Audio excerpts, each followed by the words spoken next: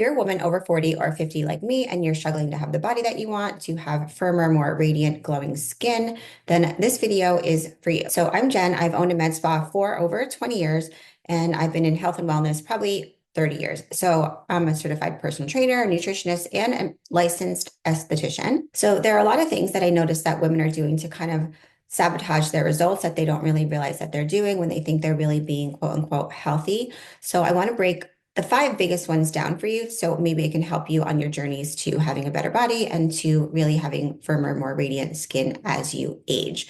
So my passion is really helping women to age with confidence. I saw so many of my facial clients really struggling over the years as they got older, usually over 50, that really were struggling with their confidence because they were having their bodies change, their faces were starting to change a lot faster, and they just weren't sure really what to do, and what they were doing really wasn't working. The things that they were doing when they were younger that used to work weren't working anymore.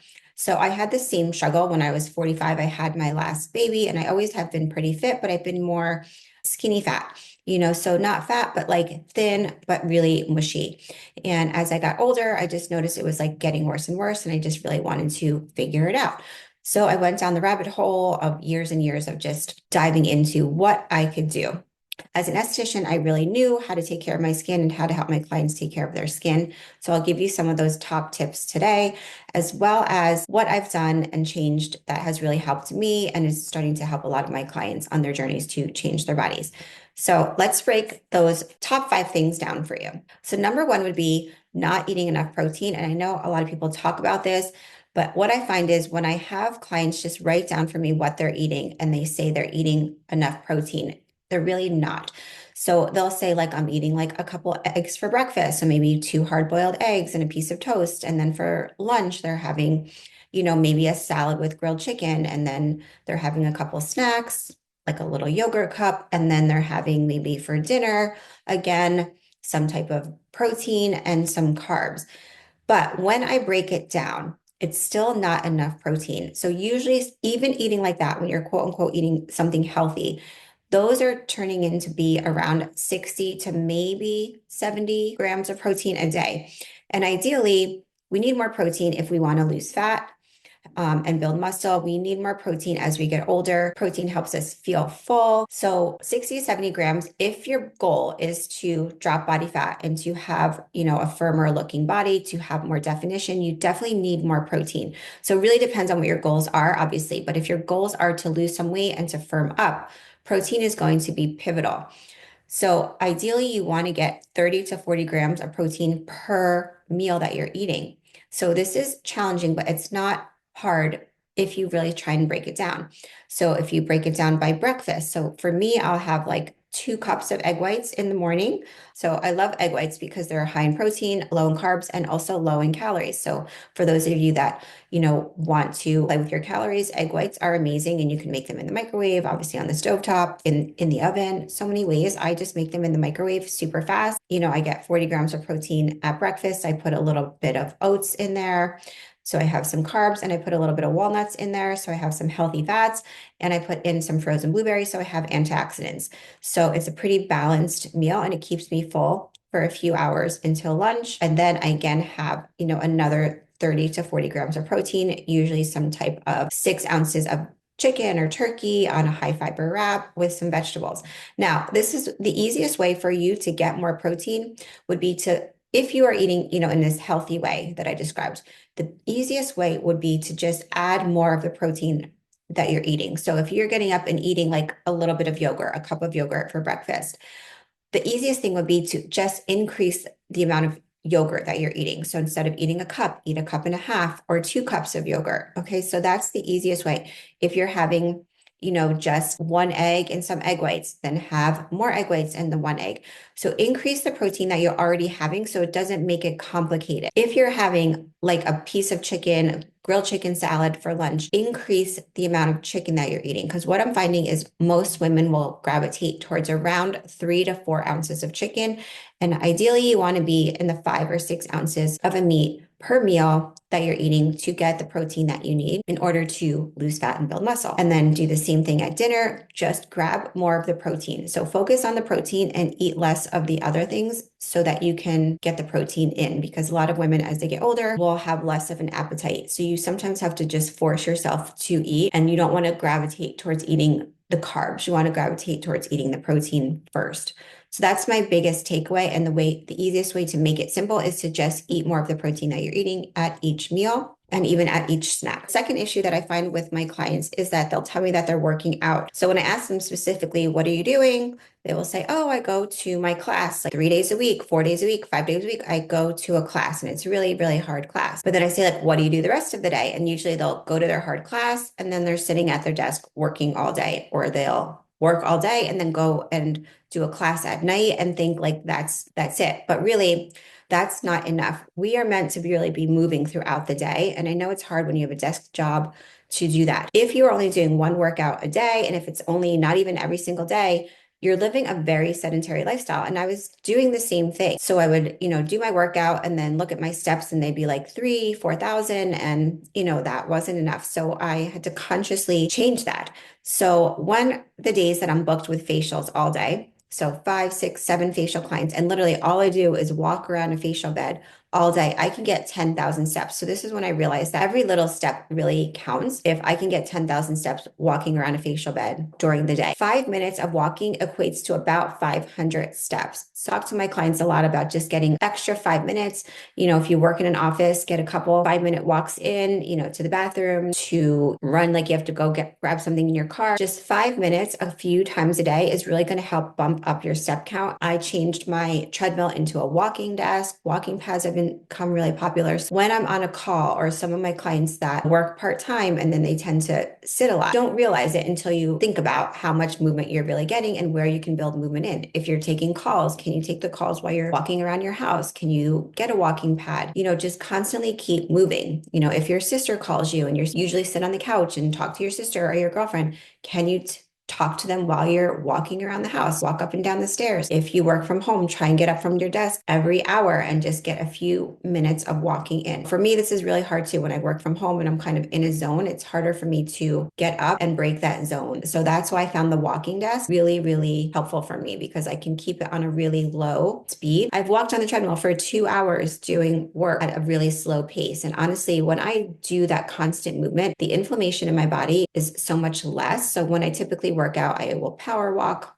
and do, a couple short hit sessions a week. But doing the longer duration at a slower pace really, really helps decrease my bloating and decrease the inflammation in my body. I can sleep better. It's just been really life-changing for me to consciously get more steps in every single day. I feel so much better. And I just highly suggest that you take a look at the amount of steps that you're getting and increase it. So if you're constantly getting a good amount of steps, 8,000 or 9,000 or 10,000, then increase it. Continue to challenge yourself. Don't just be complacent, because people say you should get 7,000 steps. Yeah, that's great. But can you get a little bit more? Can you do an extra 5-minute walk? Can you do 2 5-minute walks to just increase the amount of steps you're getting, even if you're getting a lot of steps? My goal now is 12 to 15,000 steps. It was, 8 to 10,000, and now I've bumped it up. That's my suggestion to you, is really take a look at where you can get more movement in your day, and don't just rely on one workout a day and then sit the rest of the day, because that's really kind of catastrophic for your body as you get older. It's almost better to not do that one workout a day and be consistently moving throughout your day. The third thing that I noticed is a lot of women will gravitate towards either the same class, so they're always doing the same type of classes, or they're always gravitating, or they only use the same weights that you have at home. They haven't gotten more weights, or they always go to the gym and use the same weights.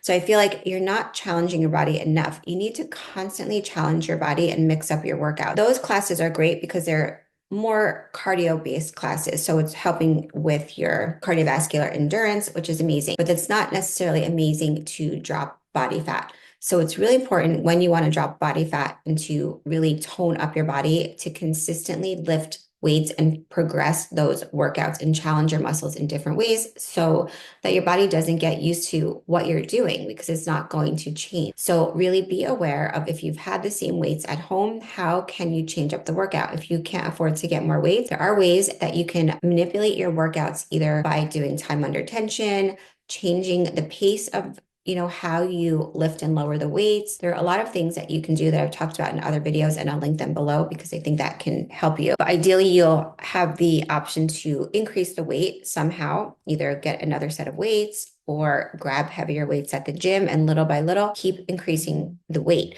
So ideally, as you get older, if you focus on building strength as opposed to just losing weight, I feel like that's really going to help too. Don't just be so focused on losing weight, but be focused on getting stronger. That will enable you to continue to think about lifting heavy weights because you want to get stronger. And as you get stronger, your body will start to change and you will build more muscle and you will lose fat. I also feel like in those classes, it's hard to lifting heavier weights because, there's a lot of people in the class. The instructors can't really keep an eye on your form. So if you're going to start to lift heavier, I would do it as a standalone workout. So if you can cut one of your classes and do one standalone, just strength training a week and then increase it to 2 times a week, that would be amazing. Or even just doing 10 minutes a day of some type of strength training would really, really start to change your body more so than increasing the amount of classes that you're going to. So I would just say try it. If what you're doing right now isn't really working, then you need to switch it up. And I would suggest just trying this and see how it goes. That leads me to the fourth thing, which is very similar. So that would be doing too much cardio. So when we were a lot younger, most women like myself would divert to doing a lot of cardio to lose weight. So as we get older, I feel like one, too much cardio is a lot of stress on the body, but two, it's not enough to change your body. So if your goal is to get better at cardio and to increase your cardiovascular endurance, then a lot of cardio is great.